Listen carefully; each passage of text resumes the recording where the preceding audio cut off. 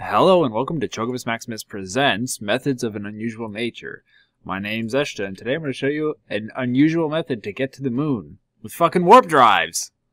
So we just have a basic rocket here to push it into orbit, but the stack on top is the important part. The lander's on the top. Under that is the science vessel, which is going to generate the antimatter.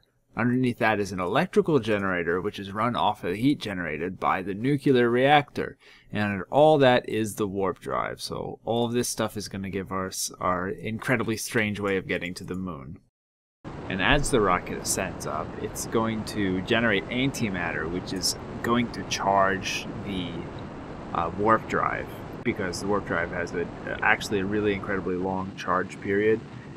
You can set the warp drive to go at different speeds, from 0.1 times the speed of light up to I think it's like 20 times the speed of light, and it's ridiculous.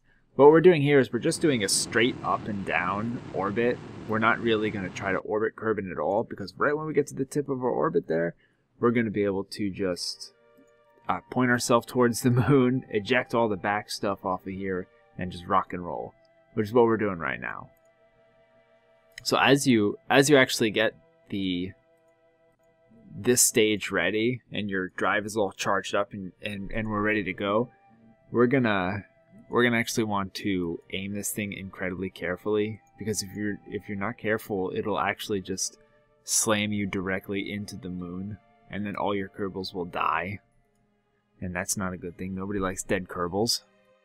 Now we want to wait until we approach the top of our orbit here, because if we don't, we'll maintain the velocity that we had before.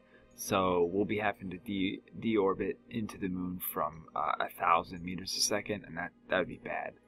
Now we're ready to activate the warp drive. We're ready to go. We're aimed at the moon, and boom! It's only going to be a few seconds in warp, and it lags a lot, so it's hard to time it. But there we go. We actually managed to get almost like directly on top of the moon, which is beautiful. It's actually a pretty good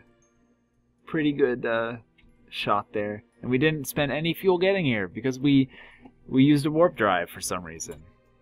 But of course, down in the science vessel, we still have our two Kerbals who we can't leave them behind. We could let them soar off into the the ether of fucking space, but we want them to come back. We want them to be happy. We want their families to be happy. No fiery death for these guys. So here we separate from the last stage. We're going to leave basically billions of dollars of equipment floating around in space, because whatever. And deorbiting at this point, we have all of our fuel, we have everything. It's going to be super easy. We're coming down from, I think, about 800 meters a second, and of course we're going to want to get down pretty low, but it's not that hard.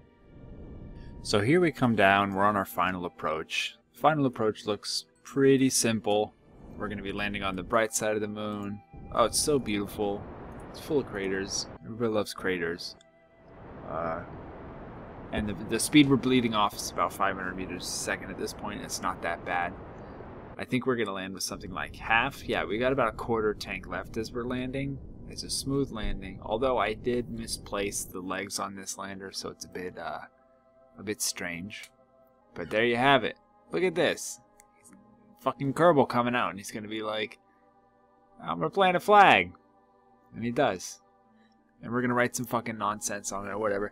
But the point is, we did use a very strange and incredibly inconvenient method to get from one place in the solar system to the other.